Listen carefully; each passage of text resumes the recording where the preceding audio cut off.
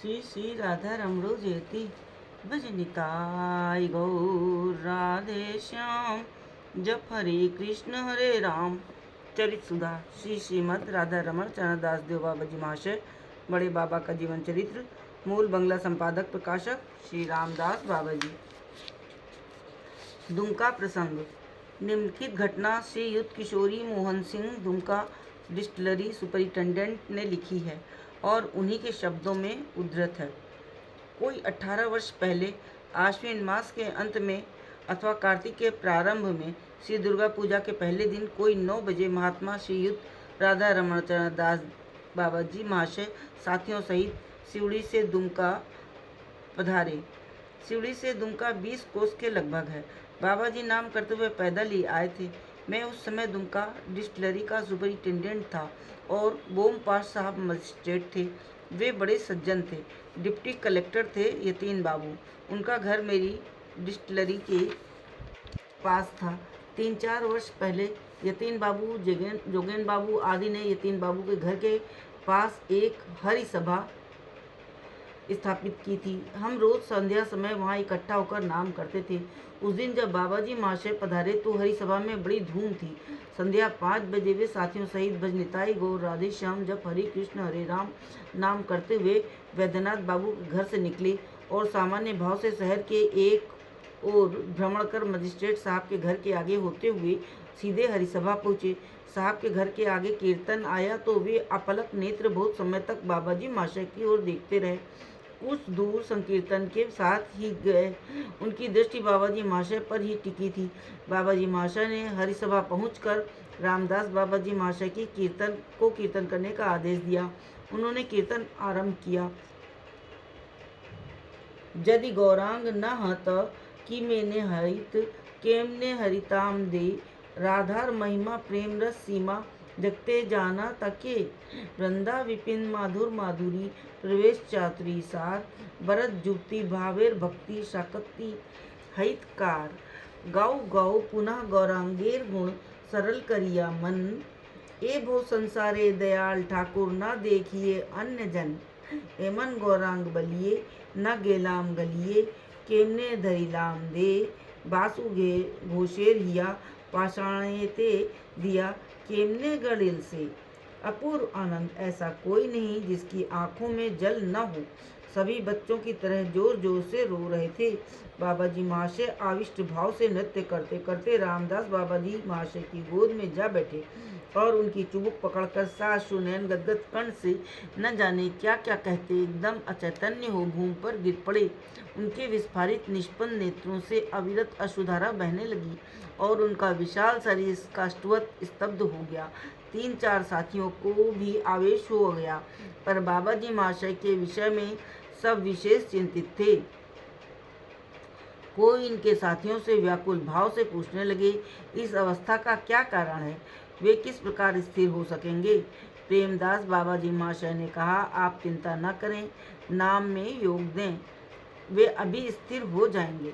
ये सुन हम सब नाम में योग देने लगे। रामदास बाबा जी महाशय कीर्तन में बीच बीच में आखर देते, हाय रे तखन केन जन्म हिल ना, प्रकट लीला देखते पेलाम ना, सांगो पांग संगे निये, गौर तुम्हें कोथाए बीरिच किछु देखते पेलाम ना इत्यादि एक एक आखर के साथ उपस्थित लोग रो रो कर अधीर हो जाते। एकाएक बाबा जी महाशय के शरीर में ऐसा कंप होने लगा कि लगता जैसे सारा कमरा कांप रहा है।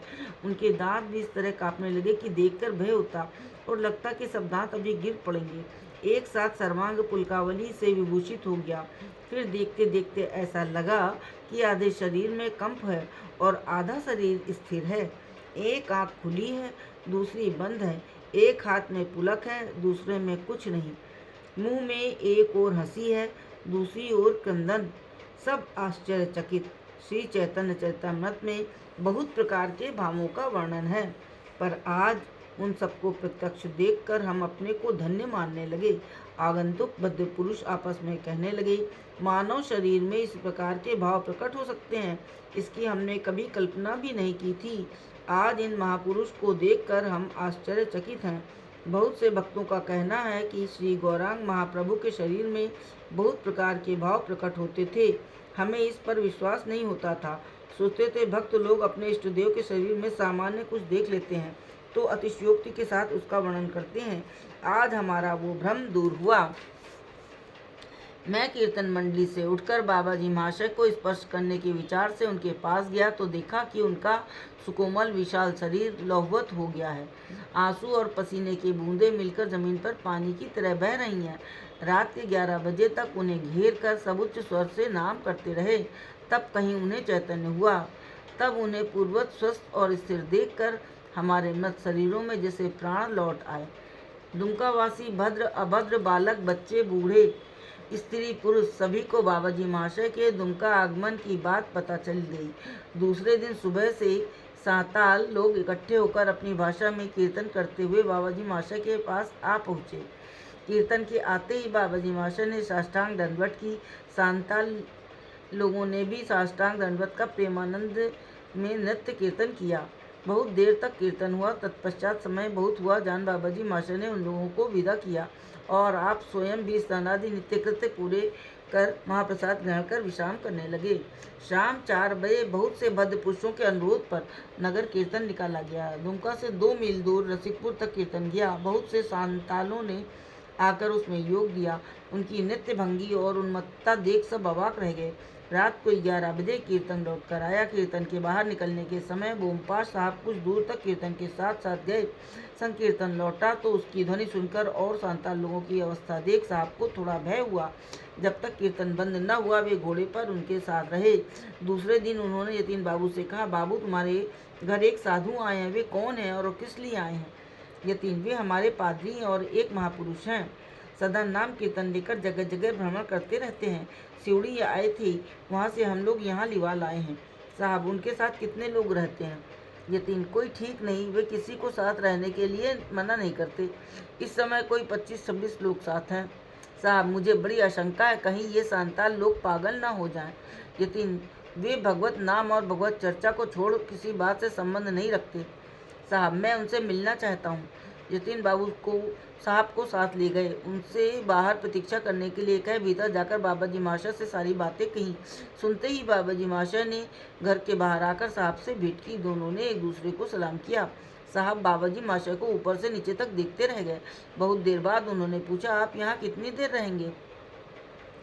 बाबा जी, भाई मैं अपनी इच्छा से तो आया नहीं, जो मुझे लाए हैं वे जाने कितने दिन रखेंगे। साहब ने सोचा कि वे किसी व्यक्ति के बारे में कह रहे हैं, इसलिए पूछा, क्यों? उन्होंने दिनों के बारे में कुछ नहीं कहा। बाबा जी, भाई वे इच्छा में स्वतंत्र ईश्वर हैं। उनके मन की बात न कोई जान सकता है न वे किसी को बताते हैं। उनकी सब जब जैसी इच्छा होती है करते हैं। वे कहाँ रहते हैं? बाबा जी, सर्वत्र। साहब, तो हम उन्हें देख क्यों नहीं पाते? बाबा जी, वे स्वेच्छामय भगवान हैं। जिसे दिखाई देना चाहते हैं वह उन्हें देख सकता है। बिना उनकी इच्छा के किसी की ताकत नहीं जो उन्हें देख सके। साहब, अच्छा, हिंदू शास्त्रों में उन्हें साकार कहा गया है या निराकार? बाबा जी, साकार भी और निराकार भी। साहब, एक ही वस्तु 2 प्रकार की कैसे हो सकती है? बाबा जी, तभी तो हिंदू लोग उन्हें सर्वशक्तिमान और स्वेच्छामय कहते हैं। ईश्वर ठीक ऐसा है और वैसा नहीं है कहने से उसमें ईश्वरत्व नहीं रहता। वो पूर्णतम हैं। सभी कुछ उनकी अंश कला विभूति है। व्यष्टि एवं समष्टि भाव से वही सब हैं। ये बात स्वीकार न करने से उनके पूर्णतमत्व की हानि होती है। साहब, आप लोग हमारे यीशु को क्या कहते हैं? बाबा जी, यीशु भगवान के अवतार हैं। साहब, अवतार वाली बात मैं अच्छी तरह नहीं समझा। बाबा जी, भगवान ने कहा है, जब धरा पर धर्म की हानि होती है और पाखंडी लोग अत्याचार करने लगते हैं, तब मैं अंश रूप से प्रकट होकर धर्म की स्थापना, सत्य की रक्षा, अधर्म का विनाश और पाखंडियों का संहार करता हूँ। यही कारण है कि भगवान के अवतार लेने का कोई निश्चित रूप या देश, काल, जाति आदि स्थिर नहीं किए जा सकते। वे जब जिस देश में जिस प्रकार अवतार लेने की इच्छा करते हैं तब वैसा ही करते हैं। हम एक अवतार को माने दूसरे को न माने तो हम अपराधी होंगे। साहब, बाबा जी महाशय के मुख से सर्व समन्वय भाव की बात सुनकर बड़े प्रसन्न हुए। दोनों ने एक दूसरे को सलाम किया। साहब प्रसन्नचित्त अपने निवास स्थान को चले गए और तभी से बाबा जी महाशय के प्रति बड़ा प्रेम भाव रखने लगे। चतुर्थी के दिन शाम को बाबा जी महाशय ने अष्टप्रहर कीर्तन करने के उद्देश्य से अधिवास किया। दूसरे दिन सुबह नाम आरंभ हुआ। बहुत से सांताल आकर नाम में योगदान करने लगे। सुबह डिस्टिलरी के काम की वजह से मैं नाम में योग न दे सका।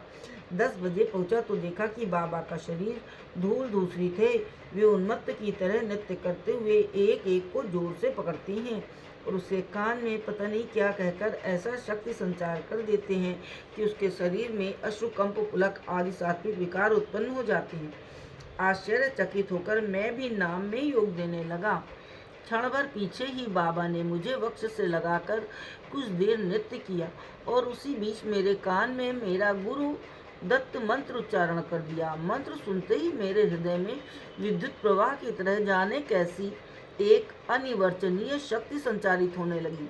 मैं आनंद विभोर होकर नृत्य करने लगा। कुछ देर बाद 5 थूपी मुर्शिदाबाद निवासी अपने क्लर्क श्री रमणी मोहन घोष से सुना कि बाबा ने उन्हें आलिंगन कर उनके कान में उनका इष्ट मंत्र प्रदान किया था। इस तरह बहुत से लोगों से बातें करने पर पता चला कि कीर्तन में जो जो दीक्षित, शाक्त, शैव, वैष्णव आदि थे, उन सबको आलिंगन कर उन्होंने उनके कान में अपने अपने गुरु दत्त मंत्र का सुना दिए थे। इस बात को जानकर सभी बड़े विस्मित हुए। एक दिन बोम पाश साहब ने यतीन बाबू से पूछा, बाबू, तुम्हारे यहाँ जो साधु लोग आए हैं उनका खाना पीना कैसे चलता है? यतीन बाबू ने कहा, हम कुछ लोग मिलकर उस खर्चे का भार वहन कर रहे हैं। साहब बोले, अब जब तक वे लोग यहाँ रहें तब तक साग, सब्जी, तेल आदि चीज़ें जेल से ले जाया करना। ये देखकर कि साहब बाबा जी महाशय के प्रति इतने आकृष्ट हैं, हमें बहुत आनंद हुआ। अष्टप्रहर के दूसरे दिन बाबा ने यतीन बाबू, योगेन बाबू आदि को बुलाकर कहा, देखो, आज संध्या के बाद नगर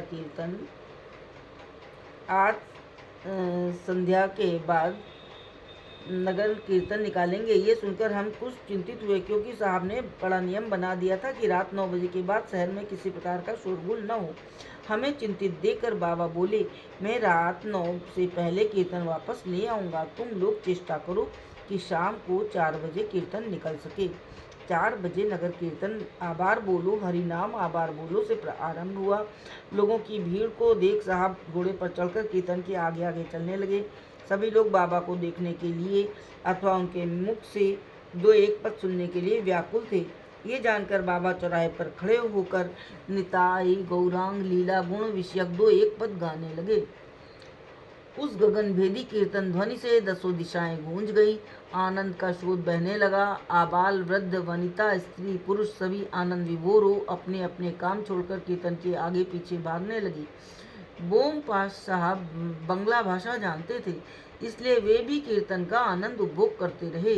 रात 8 बजे बाबा भावावेश में अचैतन्य हो गए। उनकी अवस्था देख हम लोग चिंतित हो गए। दूसरा कोई उपाय न देख 5-6 साथी उन्हें कंधों पर रखकर ले जाने लगे। आगे आगे रामदास बाबा जी कीर्तन गा रहे थे, पीछे पीछे हम सब नाम करते जा रहे थे। बोम पाश साहब ने दूर से ही बाबा की ऐसी अवस्था देखी तो वे घोड़े से उतरकर कीर्तन के बीच आ गए और विस्मित हो बाबा को देखने लगे। अनुराग के स्रोत में विधि का बांध टूट गया। समय की ओर किसी का ध्यान न रहा। सभी आनंद में उन्मत्त थे। संकीर्तन नगर भ्रमण कर रात 11-12 बजे स्थान को लौटा। बाबा के इस अलौकिक प्रभाव को देखकर दुमका निवासी विस्मित हो गए। रास्ते में, बाजार, हाट में सर्वत्र आपको लेकर समालोचना होने लगी। बड़े बड़े पाखंडी भी मुक्त कंठ से कहने लगे, ऐसी अलौकिक शक्ति हमने आज तक न देखी, न सुनी। इस तरह दुमका में रात दिन बीत गए। अगले दिन रात को बाबा ने बैद्यनाथ जाने का प्रस्ताव रखा। वहाँ के लोग और 2 दिन दुमका रहने का अनुरोध करने लगे, पर बाबा राजी न हुए। यतीन बाबू आज सोचने लगे कि ये लोग बैद्यनाथ किस तरह जाएंगे। दूसरे दिन सुबह साहब को पता चला तो उन्होंने यतीन बाबू से परामर्श कर एक टमटम और 3 बैलगाड़ियों की व्यवस्था कर दी। दुमका से बैद्यनाथ कोई 23 कोस का रास्ता है। रास्ते में 3 डाक बंगले पड़ते हैं, उनमें ठहरने का साहब ने बंदोबस्त कर दिया। 7 बजे गाड़ी आई तो बाबा जी महाशय सबसे मन प्राण स्निग्धकारी सुमधुर वचनों से विदा लेकर उसमें बैठ गए। यतीन बाबू योगेन बाबू आदि बहुत से लोग मयूराक्षी नदी तक उनके साथ साथ गए। नदी में बाढ़ आ गई थी, इस कारण टमटम और गाड़ी को नाव पर चढ़ाया गया।